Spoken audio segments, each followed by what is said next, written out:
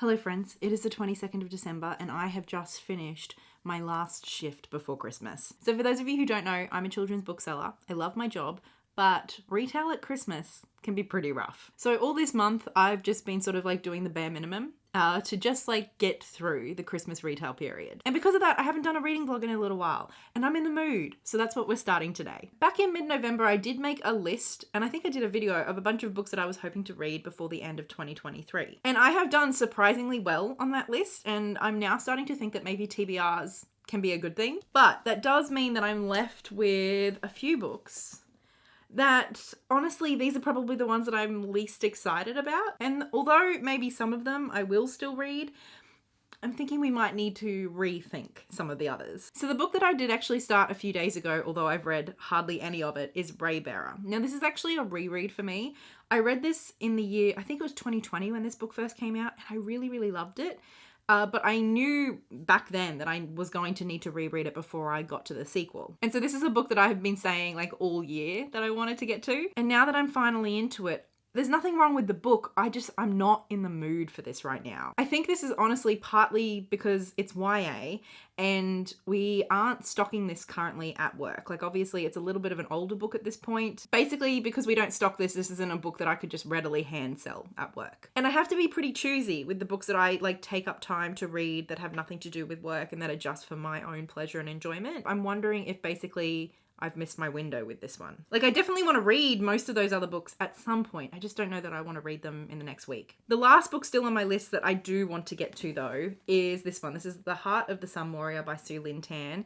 This is the second and final book in the duology. The first book came out earlier this year. That was Daughter of the Moon Goddess. That was a book I had a lot of fun with. It was also a very, very fast read for me. So I'm hoping this one will be too. So I think in this vlog, we will be reading this one. Then one of the books that I picked up entirely spontaneously that was not on my TBR was Just One Damned Thing After Another. Actually, let me grab it. That was this one. This is by Judy Taylor. I had been sort of like looking at this for a little while and then I saw it at a bookshop when I was there and I picked it up. I came home and I read this 400-page book in an afternoon, like the same day that I bought it. I never do that. And I loved this so hard. I had so much fun with this. It was not a perfect book, but it was just a perfect read for me in that moment, if you know what I mean. I just had so much fun. And so I want to read this entire series. There is also some short stories in the world. And this is the collection of some of the short stories. And the first one I have heard is ideal to be read after you've read the first book. And it so happens to be a Christmas story. It sounds like the perfect Christmas Eve read. So those are the two definites that I want to be reading in this vlog. And honestly, I think after the month I've had, I just want to let myself mood read aside from that. So we're going to get started, I think, on Heart of a Sun Warrior for now. And then we're just going to see where this week takes us. Right now it's 8 o'clock in the evening and Blair has just made dinner. So I'm going to go eat some, I think he's made roasted veggie gnocchi, which sounds amazing. And after that, we're going to go for a late evening stroll and take Ollie for a little walk because we were both out today and she was a very good girl staying home by herself. And then when we get home, I suppose it'll be time to get stuck into some reading.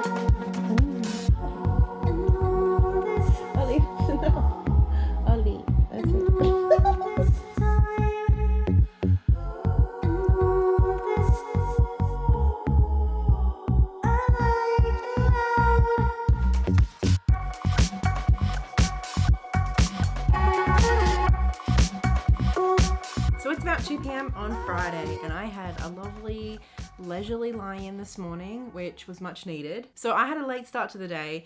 I did do a little bit of tidying up and cleaning, tidied up my desk. It's actually usable now. You can see the surface, which is lovely. Done a bit of washing, just that good stuff. And I've also managed to read quite a bit of Heart of the Sun Warrior.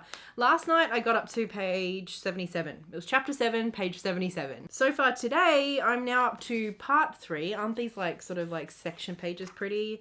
Which is, I'm like 280 pages in at this point. So doing pretty well. This book starts off about a year after the first book finished. And it doesn't seem like all that much in terms of events have gone on in that year that has elapsed. It has been a little while since I finished the first book, and I was a little concerned that I wouldn't remember all the details.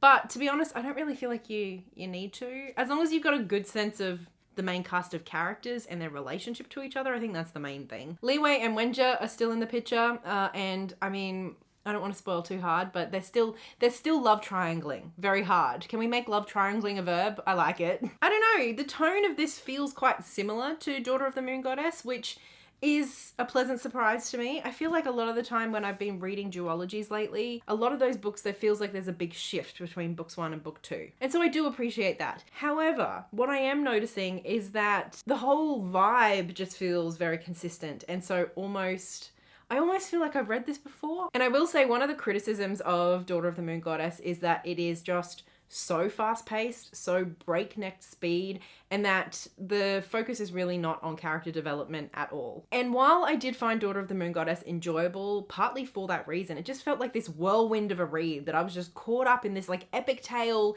that just did not seem to let go at any moment. In this, I almost feel like tired reading it. It just feels like one thing after the other. It just feels like and then, which again, I enjoyed in the first book, but for some reason I'm enjoying it less now. Honestly, it is just so fast-paced. I can't convey to you how fast-paced this all is.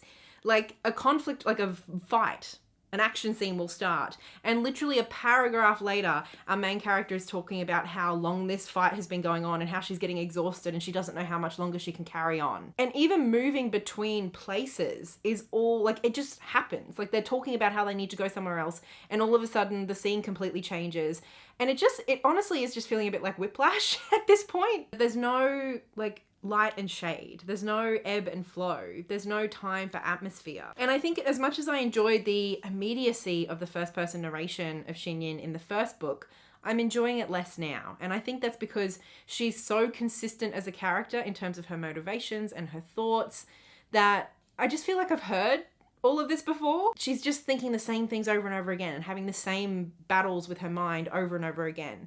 And I understand that to an extent that is realistic, but it's not always very interesting to read. And honestly, I remember thinking when I was reading Daughter of the Moon Goddess that what happens in the first 100 pages, other authors would have made into an entire book. And often that's what we get in fantasy. So part of me found it quite refreshing that we were just like getting to the story. We were just moving through the events quickly and finding out what happened. And I think the same could be said for this one. Like, there is so much going on already. There is so many sort of like different moments in the story with their own moments of climax and resolution that just kind of move on to the next thing and keep building, that I could see another author taking each of those sort of events, fleshing them out, adding some subplots, adding some side characters, and turning into an entire book. But instead, Su Lin Tan's approach is to just like pack it all in and to take all of that like extra stuff out. There's no such thing as side plots in this series. It is all just like a linear through journey of what Xinyin is up to. So I guess all of that is to say that I'm not loving this in the way that I was loving Daughter of the Moon Goddess. I think with Daughter of the Moon Goddess, I was just so caught up in it. Like, I didn't even have time to breathe. It just felt like a whirlwind. I keep saying that. Whereas this one, I think I feel like slightly more removed from that whirlwind, and it feels more chaotic. But I have been reading for a couple of hours, and I think I need a little bit of a break before I get stuck into the end. But anyway, that's enough chatting. I'm gonna go enjoy the rest of my afternoon.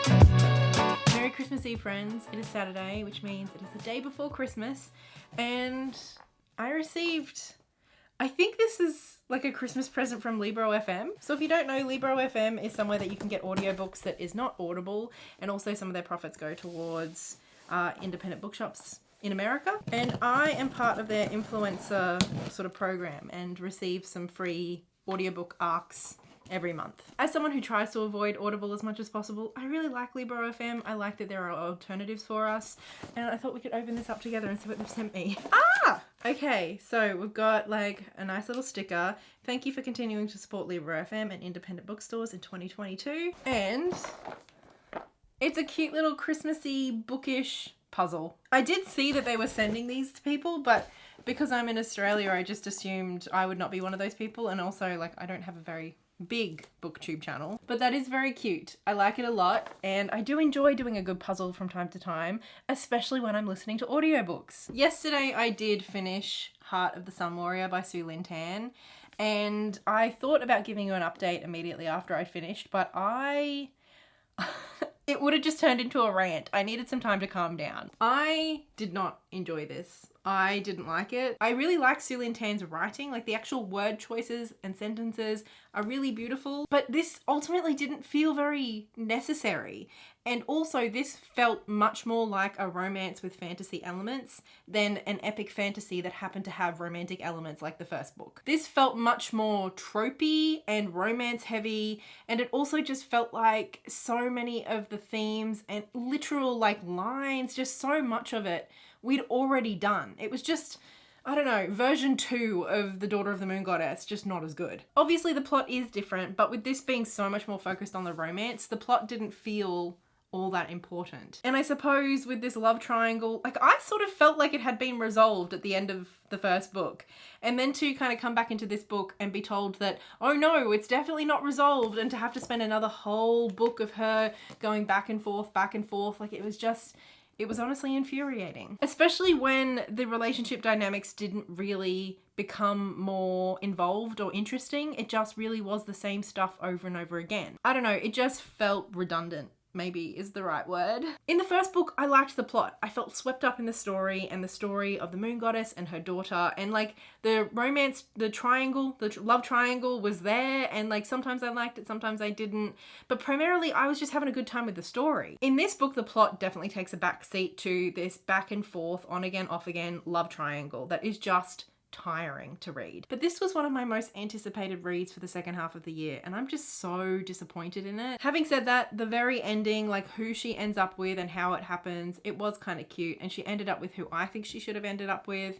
But ultimately, like, I did not enjoy reading this 450-page book, and so like a mildly satisfying ending to the love triangle does not justify that or fix that for me. So basically at the end of the day, The Daughter of the Moon Goddess was a fun ride, and Lynn writing is beautiful, and I wish it had just been a standalone. So after that book, I needed something completely different, just as a bit of a palate cleanser. So I decided to read The Greatest Thing, which is a graphic novel that I did put on my TBR to read before the end of the year. This is like a YA sort of contemporary story. And I think it is, at least in part, autobiographical. And it's just about kids in high school and sort of like struggling with things like body image and mental health and friendships and romance. And it was okay. It was just okay. I don't know. I don't have a lot to say about this. I liked elements of it. Like our main character, Winifred, she is an artist, and so her and a friend get together to make a little zine. And I like that, like, in the graphic novel, we actually do get a few volumes of their little zine, which is cute. I liked that. I thought some of the explorations around body image and sexuality, they were interesting, but some of the other things that were brought up in here, especially around self-harm and eating disorders in particular, I don't really feel like they were handled very well. So I was feeling pretty frustrated with my reading by the end of yesterday. And not only these two books, but like I read recently the last book in the Broken Earth trilogy, and I hated it. I didn't hate it, that's a bit mean, but I really didn't enjoy it. And I thought that that was going to be like an all-time favorite fantasy series. So December has been, I've had some great reads, but oh my God, December's been a little bit rough. I'm feeling quite dejected as far as my reading's going. So last night we decided to just pop into Nando's and get some dinner, and there's a little bookshop near there. So I went into the bookshop and just wandered around for a little bit, hoping that something would jump out at me, something different, something that I would not normally pick up. And I bought myself a book. I bought myself The Thursday Murder Club by Richard Osman. Osman? I don't know. This is a murder mystery, a cozy murder mystery. I don't think this is a genre I've ever read before.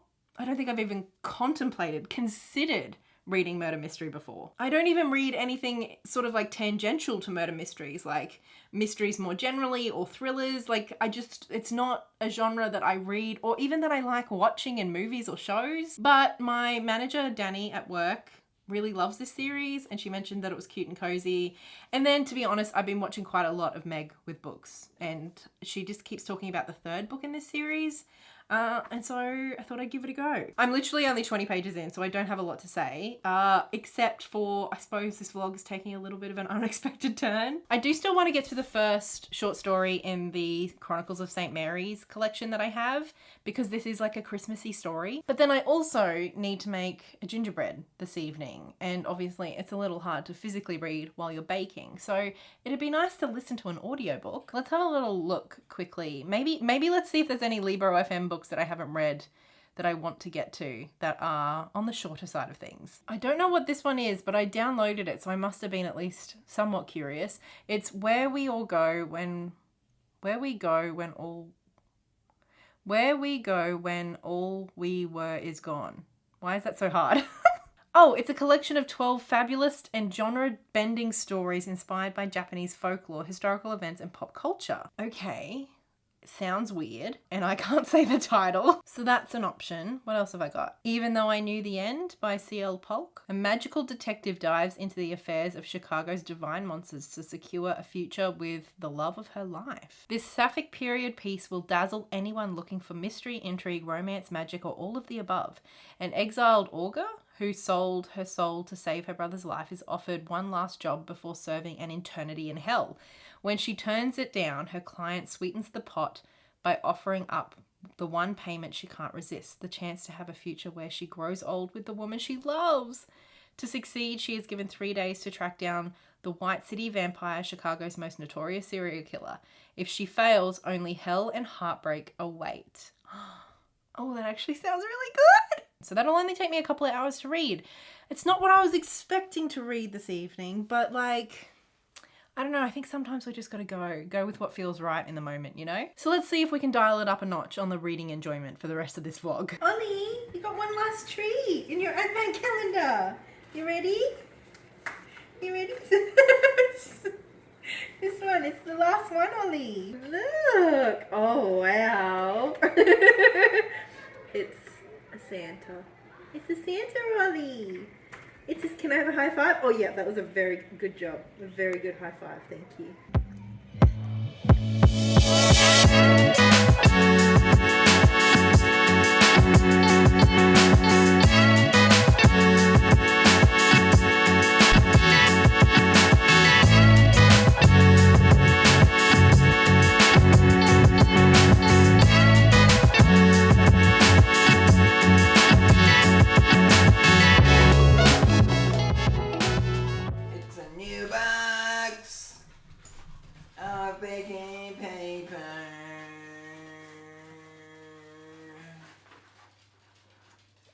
Started recording.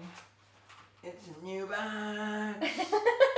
Merry Christmas, friends. It is Christmas, obviously. It is a very warm day here in Melbourne. I think it's going to be 30 degrees, which I'm looking forward to, hence the flowy skirt. I finished up my gingerbread last night. It's got lemon icing on top now. I should have iced it last night, and then the icing sort of like trickles down all pretty like you see on gingerbread houses, but I forgot, so I did it today, so it's sort of just stayed on top, but that's okay. We had a little bit extra too, so we made a couple of cupcakes, and Blair has tested one and he approves. You think it's pretty good? Mm-hmm. Good. Yeah. Hi, Ollie. Do you want to come say hi to the people? Ollie's here too in her little Christmas bow, so we're all ready for Christmas. I made a mistake though. Oh, I didn't say what you're doing. Blair is making some veggie risotto. We all try to like make stuff for Christmas so it's not just all left on mum, and especially seeing as I'm vegetarian, like we like to bring the vegetarian option. Anyway, my mistake was this short story collection. I started reading the first short story, which is called Christmas Past. But then I very quickly realized that there were characters in here that I had not met in the first book, and that a couple that I did see get together now has a child all of a sudden, so I became very confused and double checked. And it turns out that that story is supposed to be read after like the 8th book or something. I got the wrong short story collection, basically. So I can't read this Christmas short story, unfortunately, this Christmas. Maybe it'll be a next Christmas thing. I have ordered the correct book that I should have ordered, so that won't be here until early January, I don't think. But anyway, that does mean that I can just get stuck into the Thursday Murder Club. I have started this. I think I'm I have started this, but like I'm barely in. I'm on page 22, so it's still very fresh. We're just getting to know the Thursday Murder Club, which are 4 people who live at a retirement village who get together every Thursday to look over cold cases. But I guess, at least for now, this is going to be my Christmas Day read. Hey Ollie, you ready for Christmas? To Blair from Secret Santa. Mr. Blair. Ho, ho, ho, ho. Merry Christmas. Wait, it's a puzzle of snakes and ladders. Yeah, it's good. That's Mum. That's gotta be. Yeah. Janine from Blair. Thanks, Blair. Ollie, look, honey. You too. Oh, honey. Thank you, Secret Santa. I love Sunoco. Thank you, Blair.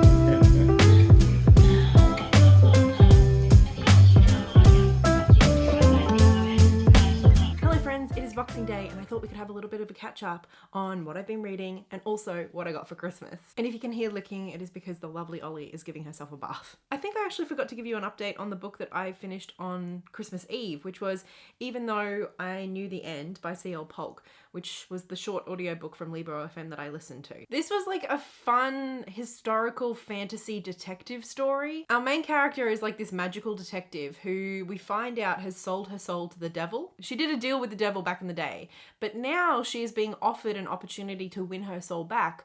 All she has to do is find the most notorious serial killer in Chicago. And of course, having your soul seems like probably a good thing, but in particular, our main character really wants to win her soul back so that she can grow old with the woman that she loves. And I think all of this is set in like the 1920s and 1930s, so it has a very particular kind of atmosphere, and I just had so much fun reading this. There's angels, there's demons, there's Enochian magic, like it's so occult and like this kind of noir vibe, but also just so fun. It almost felt like an episode of really good television or something. Like it felt like it could have been made into a series that's kind of Monster of the Week or something vibes, but instead we just got one really, really good story, and I enjoyed it so much. The romance and the ending in particular got me. I did tear up a little bit, I'm not gonna lie, but overall this was just such a fun time. Then of course I was pretty busy yesterday, so I'm still making my way through quite slowly, to be honest, the Thursday Murder Club. I am chapter 19, which sounds impressive, but that's only page 67. They're very short chapters, which I do like,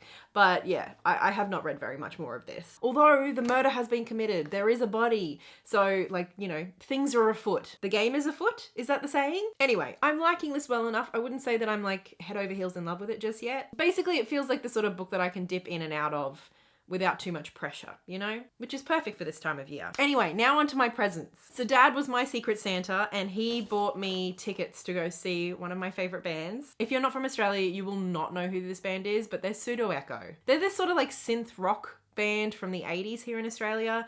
What they're most well known for is their cover of Funky Town. I just love Pseudo-Echo. They're so fun, and like I really like their music, but they're just wonderful performers, so we're just gonna have the best time. I can't wait. Then my other presents all come from Blair. As partners, we still like to get each other a few things, and he got me my favorite chocolates. He also got me the box set of the St. Mary's Chronicles, the first 10 books anyway. It's not really a box set, it was more like a bundle deal, I suppose. As I mentioned earlier, I read the first book in the series this month and just absolutely loved it, and now I have plenty more to be getting on with. And honestly, if I were not in the middle of this, I would have gotten straight into book 2 of the St. Mary's Chronicles, but I do want to finish this first. So that's what I'm going to be doing today, be a little bit of reading.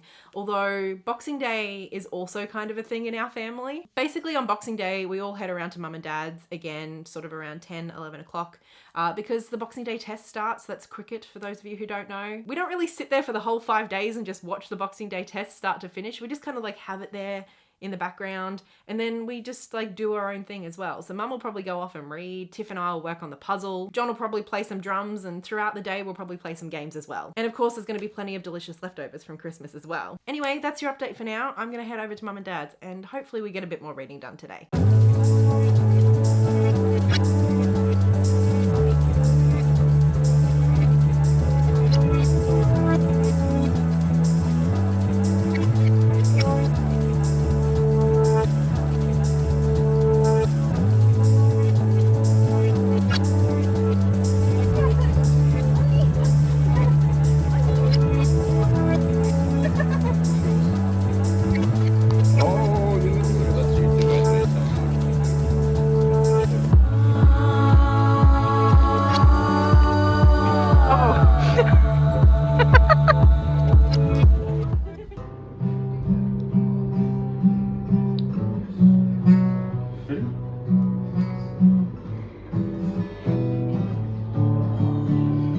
It's the 30th now, so a few days have passed, but I have finally finished The Thursday Murder Club. I was honestly hoping that this would be a new favourite book because I feel like I haven't really read a lot of books, at least more recently, especially in the adult category, that I was excited to like put on the, you know, my favourite books at the end of the year list kind of thing. And I was just kind of hoping for a win in this video and that I would find a book. And after The Son of the Heart Warrior, The Heart of the Sun Warrior, I was hoping maybe this would be like a surprise underdog, you know, like a dark horse. It was fine, but it was not that level of enjoyment for me. So I am aware that I feel like in terms of the reading, this vlog has been a little bit of a downer. I mean, I really enjoyed Even Though I Know How It Ends by Searle Polk. That was a good time. But that was a very short book and that was a very small part of this vlog. Anyway, let's talk about this entirely fine murder mystery story. So as I've mentioned, this features 4 people who live in a retirement village. It's like kind of like English. I don't know exactly where, but like that's the vibe. And we've got 4 main characters. I've just realized I haven't explained this to you, but don't worry. We've got 4 main characters, Elizabeth, Joyce, Ibrahim, and Ron, who all live in this retirement village. And every Thursday they meet to like chat and drink wine and discuss cold murder cases from the area. But then one day a murder actually happens very close to home. And so they sort of weasel their way into assisting with the police investigation. So it's got this kind of like quaint, charming element to it with these like 70+ characters, like in terms of their age range, just like getting involved and making a mess of the police investigation and often showing up the police as well. I really like the dynamic between the 4 people in the Thursday Murder Club, and I like the relationship that they develop with, especially 2 police officers that we get to know. Even though there is a little bit of conflict between them, it's all like in good spirit, and overall I would describe this as a cozy, good time, despite the murders, and there are more than one. And I did feel like about halfway through, I was really enjoying it. I was thinking maybe like 4-star territory, that was the vibe. But ultimately, I do feel like for what it is, it felt a little bit long. I have to say that ultimately I did find the actual like mystery element of it not all that satisfying. And I think the only way I can kind of explain my feelings around that is by talking specifically about Elizabeth. Elizabeth is she feels a little bit like the ringleader of the Thursday Murder Club. She's definitely the one who is like directing most of the other people. And she also seems to be the one who is like linked up with all of these people who can get information that even the police can't. Elizabeth basically feels like Sherlock Holmes, but not the Sherlock that I understand exists within the books that I've never read, but the Sherlock Holmes from the borderline infamous BBC series. The one, of course, by Stephen Moffat. And my criticisms of Elizabeth, although I liked her, my criticisms of the way that she was written, especially in terms of her involvement in the mystery, it mirrors a lot of the criticisms people have of Moffat's writing of Sherlock Holmes and sometimes Doctor Who as well. And that is that she just kind of like pulls answers out of nowhere. Basically, for a lot of the answers, there is not a way for us to like cleverly figure it out alongside Elizabeth. Instead, we find out that because she's just some like super genius, she like looked in a particular place or asked a certain person for some kind of information that we never had access to begin with. That's not the case for all of it, but it felt like the case for enough of it, where it just felt like I was supposed to be impressed by this very clever woman, but instead it just felt more like the author was withholding information from me, the reader, so that Elizabeth would look more clever, if that makes sense. Like, she could reveal stuff that I didn't even know was in the picture. And I mean, maybe if you're not thinking too hard, that does feel like she's super clever, but you do it enough times and it starts to feel like I just am not being given enough information. As that was happening more and more, I suppose I got a bit tired of it, and I started to feel like there was no point in reading what I was reading, because it's not like I was getting any clues really to what had happened. I basically was just waiting for Elizabeth to reveal them to me. And so that made me feel like what I was reading was kind of a bit of a waste of time, I suppose. Now, I have two caveats to Sorry, I'm finding this very funny. I do have two caveats to all of what I've just said. And that is, firstly, I have never read a murder mystery before. So I don't know if I'm critiquing things about the genre that like are part of what people love about mysteries. I know that that can happen with genre fiction, with people who, you know, are kind of outsiders to it all. So there might be things that I'm saying that people are sitting there being like, yeah, of course, that's what we want in a murder mystery. And if that's true, then that's fine. I suppose it did limit my personal enjoyment of this experience. And then the second thing is that I have heard that although a lot of people really like this book, the second book and the third book are even better. And so because I was enjoying this, especially about halfway through so much, and I had heard so many good things, especially about books 2 and 3, I have actually already picked up book number 2. I bought this while I was halfway through. I'm not sure if I necessarily would have bought it if I had waited until I'd finished, but we had the second book for a very steep discount at work, and then obviously I get my discount on top of that. So, I mean, it was like $8. I think honestly, because I did like especially the main kind of like 6 or 7 cast of characters that we had, I liked them a lot and I liked their dynamic. I could see myself diving back into this, maybe with more realistic expectations this time as to what I'm actually getting. So I'm not exactly sure when I'll be getting onto this second book, but I think I will be reading it at some point at least. But anyway, if I had to rank the books that we read together in this vlog, it would definitely be Heart of the Sun Warrior at the bottom, like very, very far down at the bottom. The Greatest Thing is fine. It's kind of cute, but it's something that I'm going to forget that I read in a month's time. You know what I mean? The Thursday Murder Club was definitely the most fun of these 3. And although it wasn't satisfying in the way that I was hoping it would be, I still had a good time. And then definitely far and away my favorite of the vlog was the audiobook, Even Though I Know How It Ends by Searle Polk. I really enjoyed that, and I'm looking forward to reading more Searle Polk in the future. In fact, I actually have Witchmark on my shelf. I've had this on my shelf for a little while. And because I love that audiobook so much, like this has definitely shot up in terms of my priorities and my TBR for 2023. I'm really looking forward to this now. I had so much fun with Even Though I Know How It Ends. Even though I know the ends?